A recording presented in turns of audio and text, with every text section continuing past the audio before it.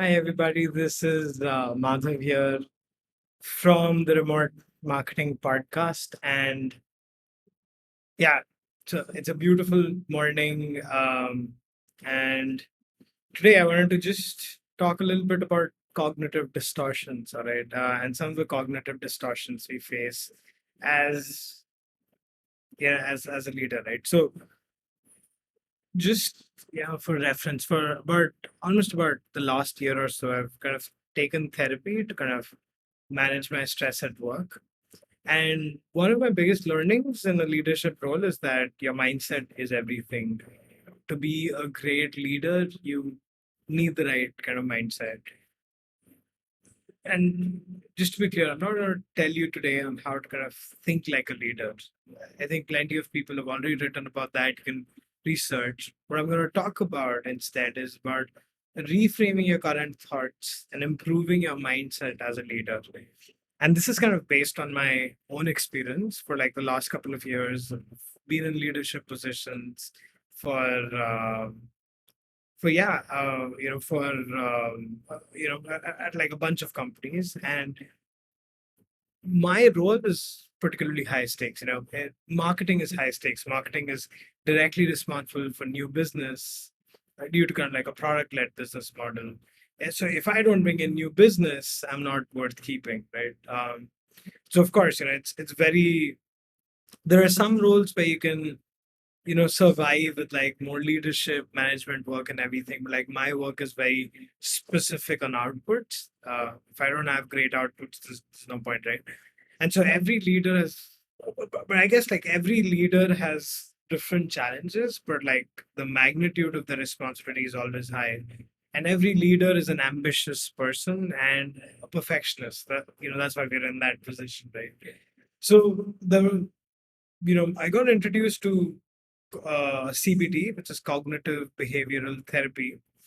What it basically does, it's kind of like a framework where it has identified some common cognitive distortions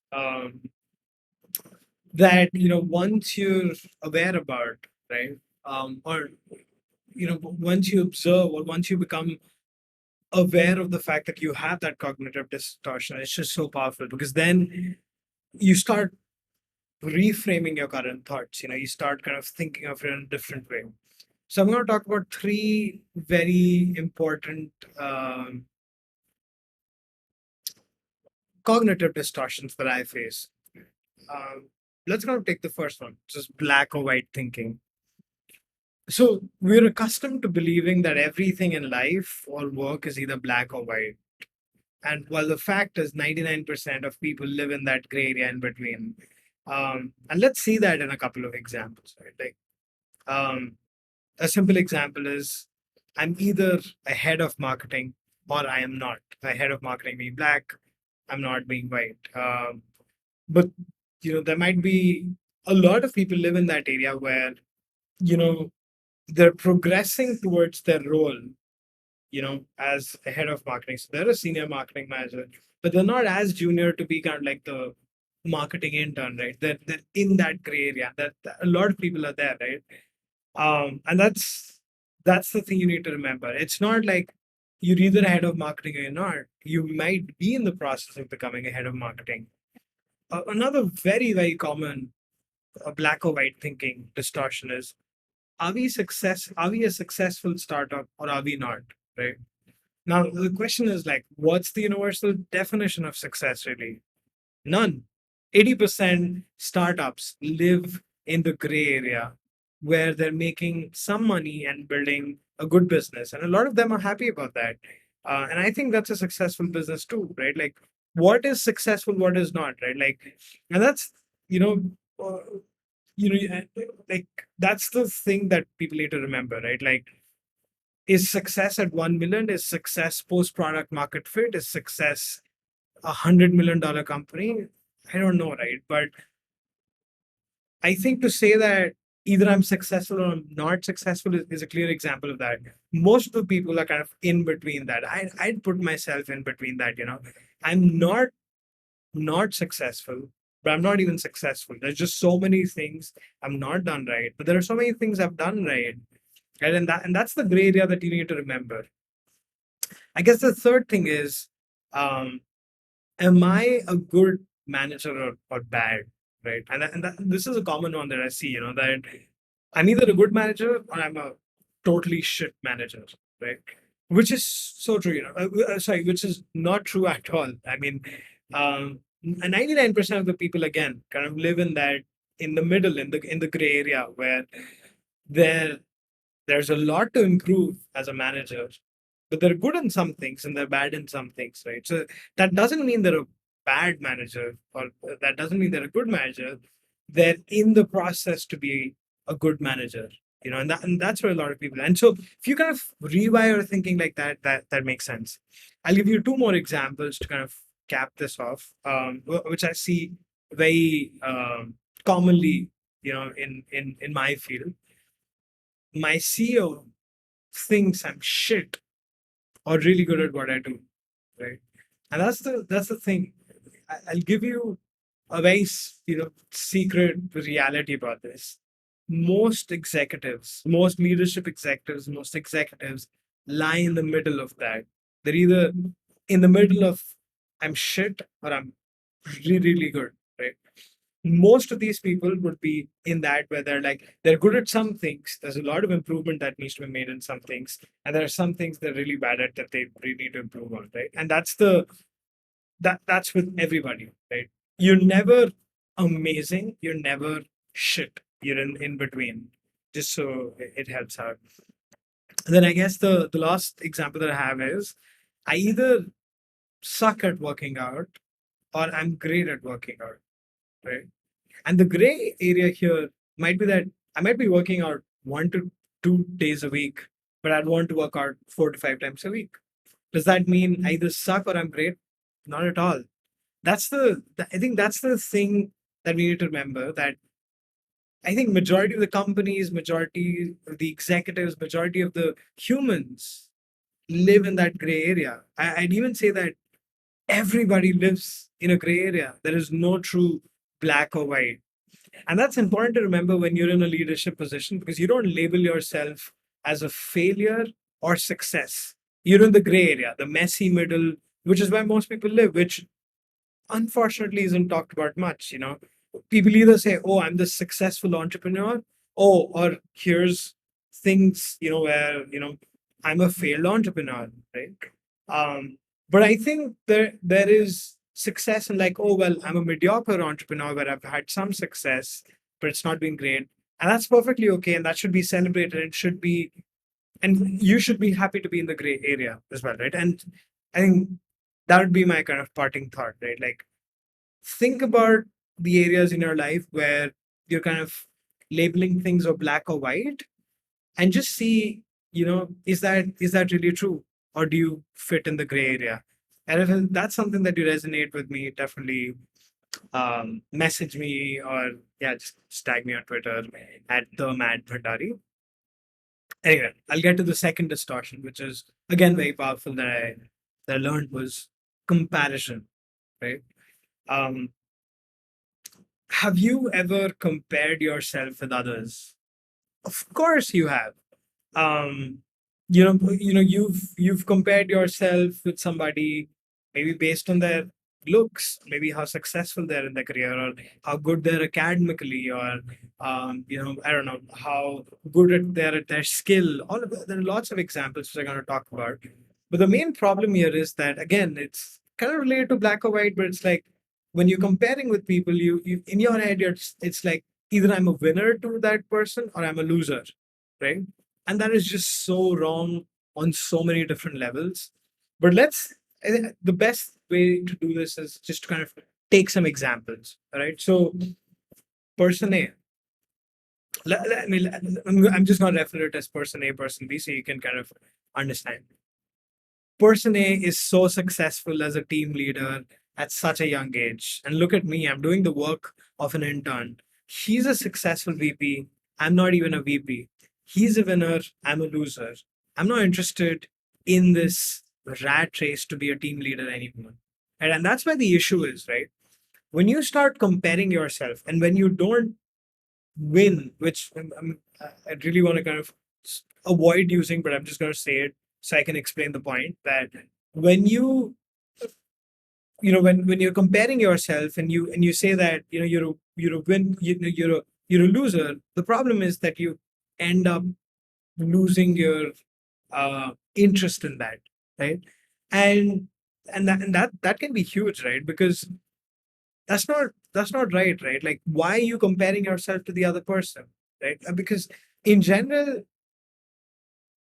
my learning has been that the major issue with comparison is that when you compare yourself to others, you never have full information of the circumstances of the other person, right? Perhaps this person worked, 100 hours days for many, many years, sacrificing weekends, going to therapy to get to that VP position, right?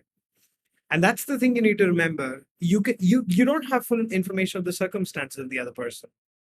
What you do have is full information of the circumstances of yourself. That's the only thing that you have, right? So that's why the only helpful comparison is when you compare yourself to your previous self. That's the only helpful comparison. That's the only comparison where you have full information of what got you to where you are, right? You have you're the expert in your experience, right? You have full information, what led you there, what challenges you felt. And when you compare yourself to your previous self, you're now trying to one up yourself. That's a healthy comparison, and that's the comparison that you should be doing. That's where comparison becomes self-improvement, right? But when you compare yourself to others, it can be very, very poisonous, right? I'll give you three more examples, just kind of think about from all walks of life, and then and let you marinate on that a little bit, right? The second example is, oh, person A plays such amazing drums, and he learned it in 5 years. I've been practicing playing the drums for 10 years. I'm not half as good as him. He won, I lost. Why care about playing drums again? Right? Again, this is a very simple example when you're comparing yourself to other person's skill set, right? And you lost your interest in playing drums. And the thing is that maybe that person A comes from a family of musicians and has been learning percussion instruments from age 5. Like, who knows? That's the thing. You don't have information about this person. How can you compare yourself to them? They may come from an entirely different background, an entirely different skill set, and you're just looking at like the superficial aspects. A third example, person A has such an ideal partner. Why can't while I can't even find a partner, he's got his life sorted while I'm in a mess. He's a winner, I'm a loser. Why care about finding a partner? Right? Again, a lot of the issues in here, maybe the person's husband, or maybe the person's wife might look perfect on paper, but her personality might be completely different from what you want out of your partner, right? And I'm just like not trying to I'm just trying to say that this is another information that you might not know. And there could be hundreds of permutations and combinations of this. But the fact is that you just can't compare yourself with the other person. And I guess the fourth example is that, oh, person A makes so much more money than me while I'm hardly able to handle my own expenses. He's so successful in his career while I flopped. He's a winner, I'm a loser. Life is so unfair, right? Now, of course, again, sometimes there's inherited fortune and all of that. You can't do much about that.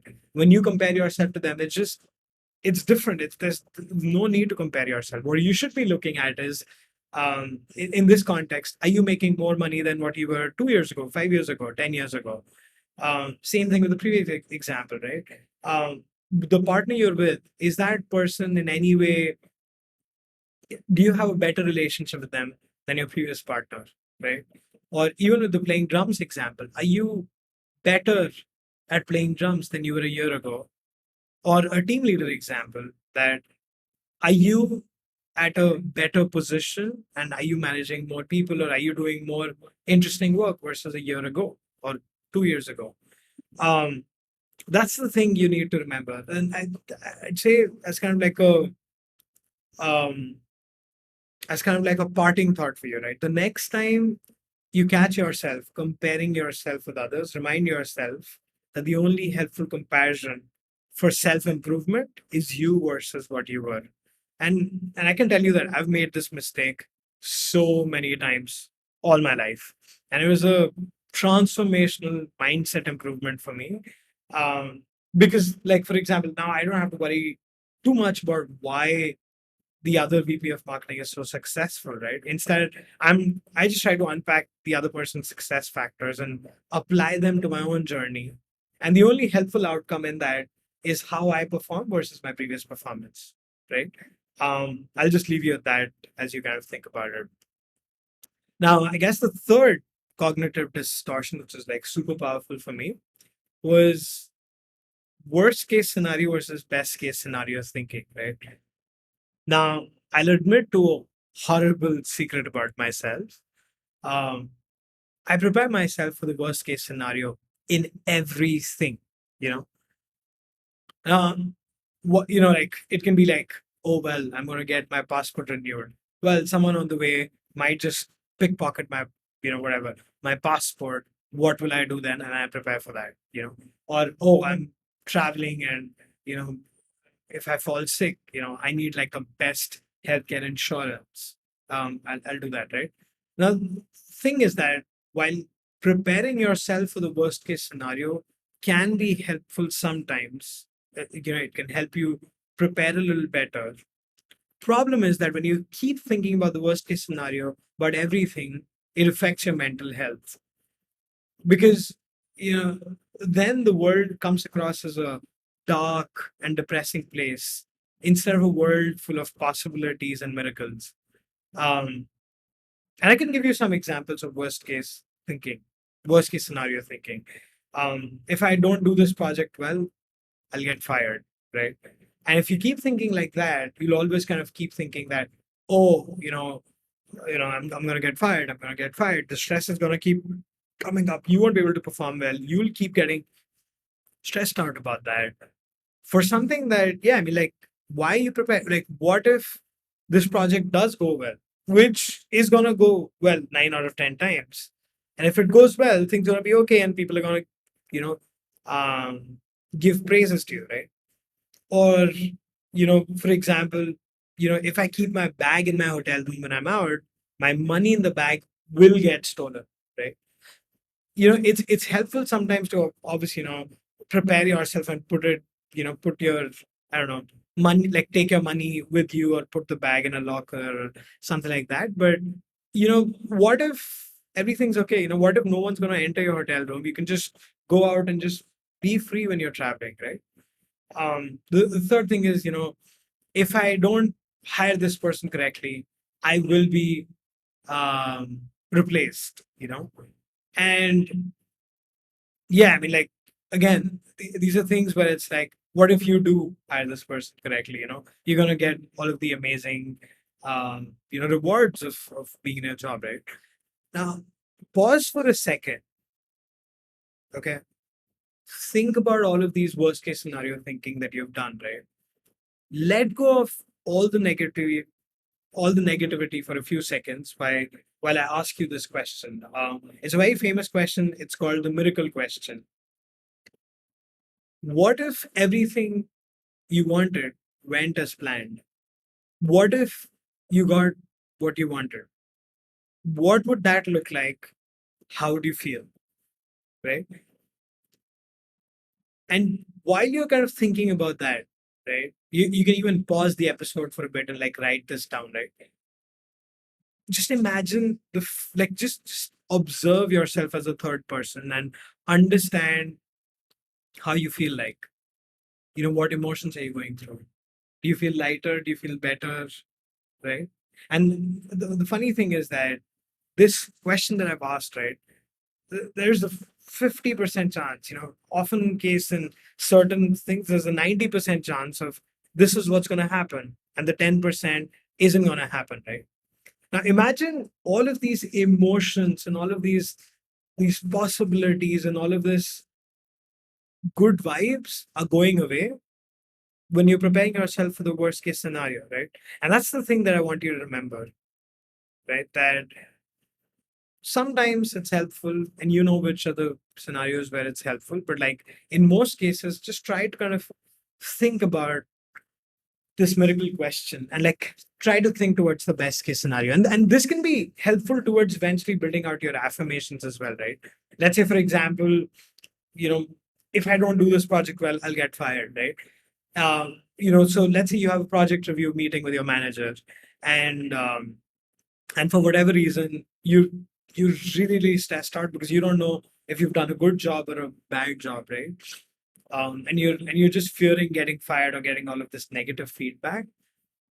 Think about this question just a couple of minutes before the call and like calm yourself down, and through that build your affirmations.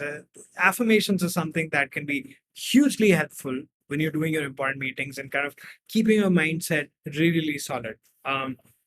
These are kind of like the reason why I'm sharing these three distortions and these three things was just that when I kind of reframe my thoughts on all these things, um, it just made it a lot easier to kind of keep my mind right in my positions, in my work, in my personal life, and continue to perform, how through whatever is my best measures, right? And not be feared about something happening, or comparing myself to some other person and feeling like absolutely crap, or just labeling myself, right?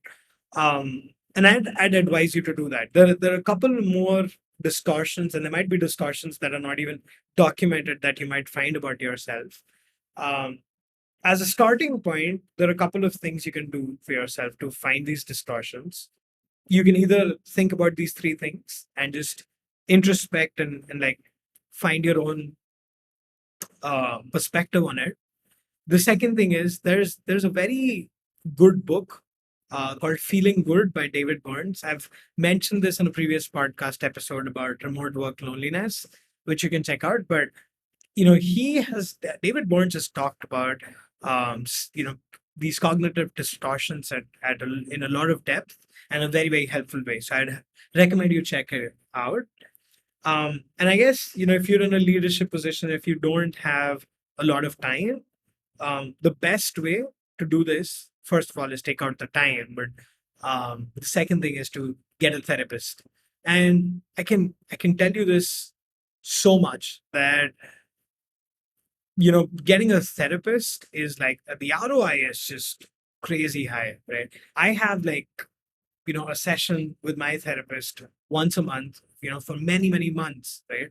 And I've been having that for a while. It's almost like a regular checkup, just to kind of discuss these things, like these distortions that pop up in my head and how I can reframe that, because then it really allows me to kind of work at my level-headed best, right? I'll leave you with that. I hope you enjoyed this podcast episode. I hope this was helpful. And if you've got any thoughts on this, just tweet to me at the Mad Bhandari. So TheMadBhandari.